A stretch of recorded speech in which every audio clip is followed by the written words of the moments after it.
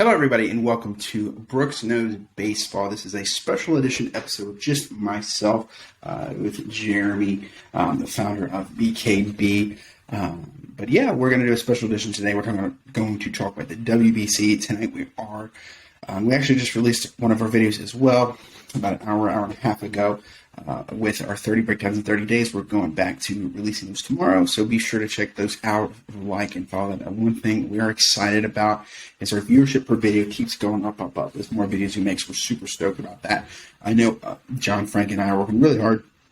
We might even have someone in there coming up soon who wants to be a part of this, maybe. We're going to test out and see how that goes, but one thing I'm really super excited about here in less than 4 hours or 3.5 hours away from the United States taking on Great Britain, which I think should not be a game. I've been surprised before, so I'm not thinking I'll be surprised this time. But yeah, like I said, Team USA, the WBC has already been pretty exciting. It's been some good games, been some blowouts as well. Certain people are not. It's not really surprising what's going on in a lot of them. The good thing about, for me, and I think a lot of other fans, the cream of the crop is really going to start playing. So Dominican Republic, Puerto Rico, Venezuela, America, Mexico. So some super duper stars are going to be playing. Major League stars too. I know nothing against China, Korea, Czech Republic, Australia. Not many superstars there. Japan obviously has superstars, and that's why they're 3-0 in the top of Pool B. What we'll do quickly run down Pool A, Pool B, and then talk about tonight's game with America, and then we'll shut it down.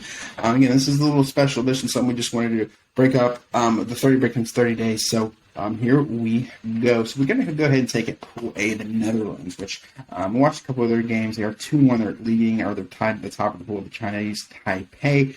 Panama is 2-2. Cuba, surprisingly, I know we actually projected Cuba to win this pool. It does not look like they're going to win this pool, which is definitely a shocker to the BKB staff. And Italy at 1-2. Italy, who knows? Vinny Pasquantino's there, David Fletcher's there, so a little bit of talent, but again, pitching staff is just so light on most of these teams. That's the biggest problem. I know Czech Republic today, they had a guy, surprisingly, struck out Shohei Ohtani, who had a 79-mile-an-hour fastball. So you can't compete when you have a 79-mile-an-hour fastball. So you might be able to trick a few guys, but it's just nothing against those guys. But you're not really growing up in an environment where you're going to be a good baseball player. So they're not. But I'm really surprised to see China Taipei going to beat them out. But I think the Netherlands are probably going to stand tall. Cuba still might come back. But it's not looking good for them. So it might actually be the Netherlands and Chinese Taipei making it out of Pool A, which is our first shocker, I believe, of the series. And we got Pool B. Japan is far and away the best team in that pool. They're 3-0. They haven't lost a game. Australia is 2-0. Czech Republic is 1-1. Korea, that's surprising to me. Korea is 0-2, and China, not surprisingly, 0-3. They have just all guys who play in the Chinese baseball leagues, which are. I know nothing about that. I feel like if you're over there in the Asian countries, you're going to be playing in Japan or Korea because those are the cream of the crop over there. So if you're in China, maybe they can't live on how the communist rules over there. But Korea has not won a game as of now, which is a shocker to me. Australia, I did not expect them to make it, but they got a lot of young talent, surprisingly, on Australia. So Japan looks like they're definitely moving on, which is what we expected here.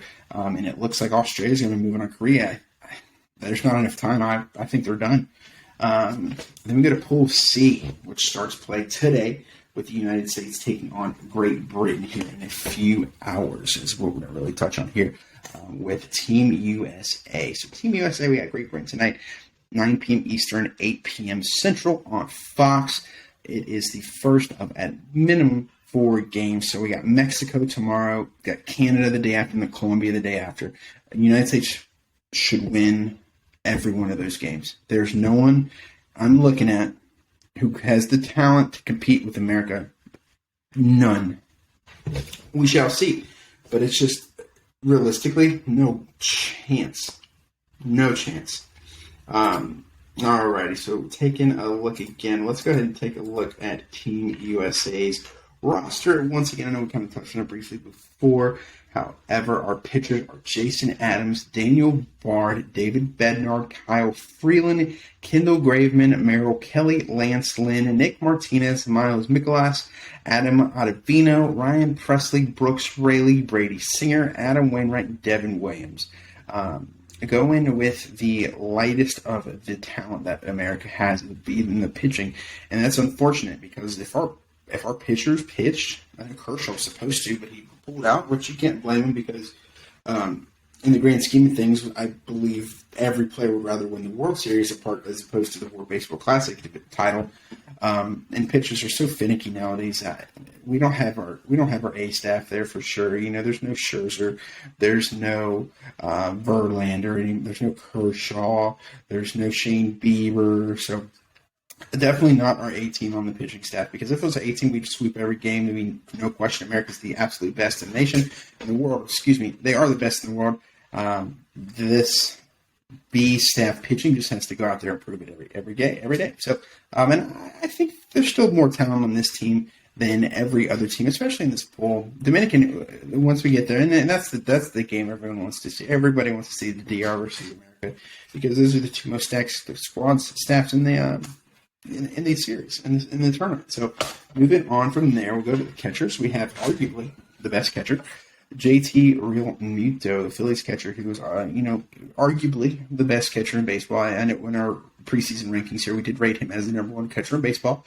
You got Will Smith, who's good, and Kyle Higashioka for the Yankees, a backup catcher for the Yankees. So you're getting the Yankees' third guy. He's the third catcher of Team USA. He's probably not going to play much. Will Smith's a fantastic catcher. He's top 5 in the major league as well. So the catchers, they're showing out. I would love to have seen Adley Rutschman in there as well. But after his rookie year, it's probably smarter for him, as far as I would rather see him be more successful in the majors than in the World Baseball Classic. So it's probably best he stayed in Baltimore this time. Maybe next time, he'll be able to come in and play for Team USA. But right now, their catchers are good. And we go to the infielders. We got Pete Alonso, who's arguably the best hitter in baseball, power hitter, that is. Not a good argument, I would say. I would say that Aaron Judge is obviously definitely has more power, but you got Pete Alonso, you got Tim Anderson, who's a fantastic player, Nolan Arenado, who's the best third baseman in baseball the last decade plus. He's never not won a Gold Glove, so that's fantastic. Or having someone like him, and he has experience in this tournament as well. I don't think he did too good last time, but having him in here is fantastic. You got Paul Goldschmidt, who I think is going to be starting at first base personally, as his on-base percentage average and power. He's got everything. He's a fantastic fielder as well. So Pete Alonso, I think, should be the DH. And I would definitely put Goldschmidt at first base. Then you got Jeff McNeil, who just is an incredible hitter, incredible offensive talent from the Mets. Trey Turner, who is fastest, if not the second fastest, if not the fastest in baseball, he's an MVP type player every single year. He's going to hit over 300. He's going to get 20 to 30 home runs every year. He can steal 30 to 40 bases every year. He's a 30-30 guy legitimately this year. I do expect him to have more than 30 stolen bases. So with the bigger bases this year and his speed, it's not crazy to think he can have 40 to 50 stolen bases. And that's a big margin, but Trey Turner's just super fast. I've seen him a lot in person. It's just crazy to watch him. But if there is a guy faster than him, it's the next guy on this list, and that's Bobby Witt Jr., the superstar from Kansas City. I have a good relationship with the Royals, so I'll always support them now. And I'm a big fan of Bobby, and being a Texas guy as well. I think he's a stud. It's unfortunate. His numbers would be better if he was on any other team in the bigs. I truly believe that, apart from maybe Washington. But unfortunately, Kansas City just has not shown a willingness to win with him. And I believe, it's only been 1 year, but I do believe that it is going to hurt them in the long run. There's no talent in Kansas City. You got Vinny Pasquantino on offense. I know we went over Kansas City a few nights ago. But having Bobby's going to be the backup. Obviously, Trey's going to be starting shortstop, as he should. And then Arenado's going to be starting third base, as he should. Bobby, right now, he's not at that level. I believe he will be at a Trey Turner level, offensively. Defensively, he'll never be at an Arenado level, because Arenado could retire today, and I believe he'd be a Hall of Famer based on defense alone, which says a lot in today's game. Then we go to the outfield when we got Mookie Betts, former MVP, Cedric Mullins, who had a breakout year a couple years ago for the Baltimore Orioles, Kyle Schwarber, the incredible, always great Mike Trout, and then the, again, incredible, great Kyle Tucker. If you told anybody you'd have Mike Trout and Mookie Betts in the same outfield, that's the best outfield in the tournament. There's no question about it. Trout is everything. I just hope he's healthy for the whole tournament. He doesn't really have much to look forward to for the baseball season. And that's why I think he actually joined up the WBC this year, because they expect to win. They should win with this team. Kyle Schwarber, who is a crazy power, exploded onto the scene a few years ago. He was always I guess you could say, a solid ball player, but his power and everything really increased, recently. So with Kyle Schwarber, let's go ahead and take a look. So last year with the Philadelphia Phillies, he did not have a good average. He's never going to hit with average, I don't think, anymore. But he had 30 homers. He had 46 home runs last year. So really good, but he's only hit 218. So he should not start for this team, as I don't think he deserves to start for this team. But Kyle Tucker definitely, I would say, deserved to start. I think it's arguably between him or Cedric Mullins. Cedric's a center fielder, but they're not going to put him. I mean, he's not starting over Trout. He shouldn't start over Trout. But then Kyle Tucker's a right fielder. And Kyle Tucker last year hit 257 with 30 home runs. The year before, he hit 295 with 30 home runs. So you can't go wrong with him. But then we'll take a quick look here at Cedric Mullins, the Orioles starting center fielder. And like I said, in 2021, he hit 291 with 30 home runs and 30 stolen bases. He had a 30-30 year, which is super impressive. And then last year, it did drop a little bit more, but he still hit 258, 16 home runs, had 34 bags. And he's a great fielder. And that's also pretty important to think about as well. So my starting outfield, I would probably go with Mookie, Trout. I'm so torn. I don't know Mullins or Tucker. I don't know who to pick. I don't think you can go wrong with either. One thing that Mullins, I would say, stands out, I don't know that, because Kyle Tucker steals bases too, so he's got some decent speed. He's stolen 25 bases in the season before, so he's got speed, and it's just tough to pick. You can't go wrong with either one. Either one of them is going to be very good. I would probably go with Kyle Tucker. That's who I'd go with. So, Adam Wainwright, I believe, starting game one, which he's very old, but he's reliable, I hope. Catcher, I'd go through me to first base. I'd go with Goldschmidt. Second base, I would go with McNeil. Shortstop, got to be Trey over Tim Anderson. It's got to be. Third base, obviously, I would take Nolan Arenado. And then outfielders we already talked about. So that's a superstar staff right there.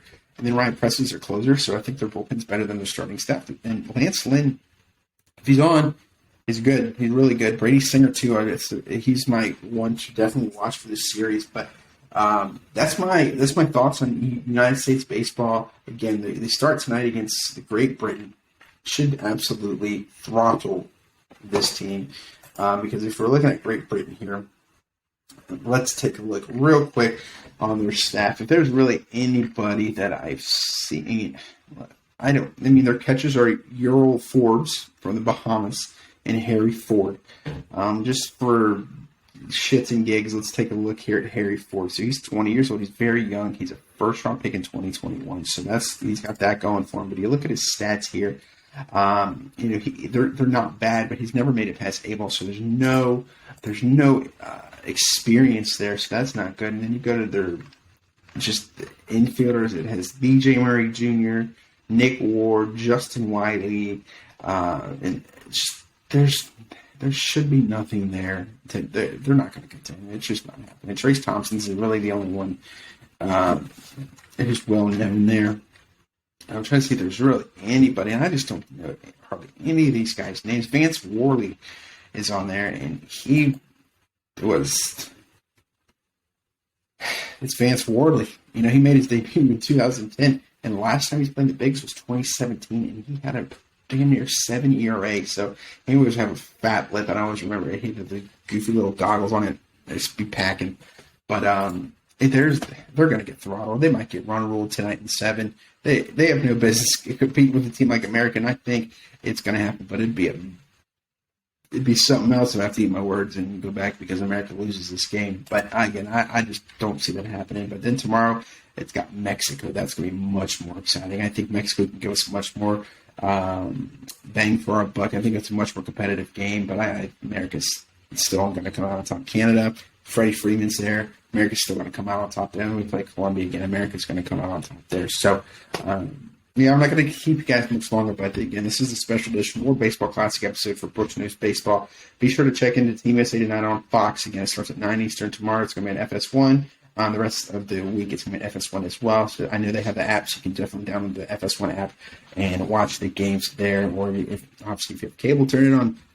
But yeah, again, super excited, super pumped, and be sure to check us out again tomorrow for some more 30 breakdowns in 30 days. John, Frank, and myself. I know we're doing the Oakland A's. We got the Texas Rangers coming, which I'm super excited to do the Texas Rangers because that's some big predictions for them.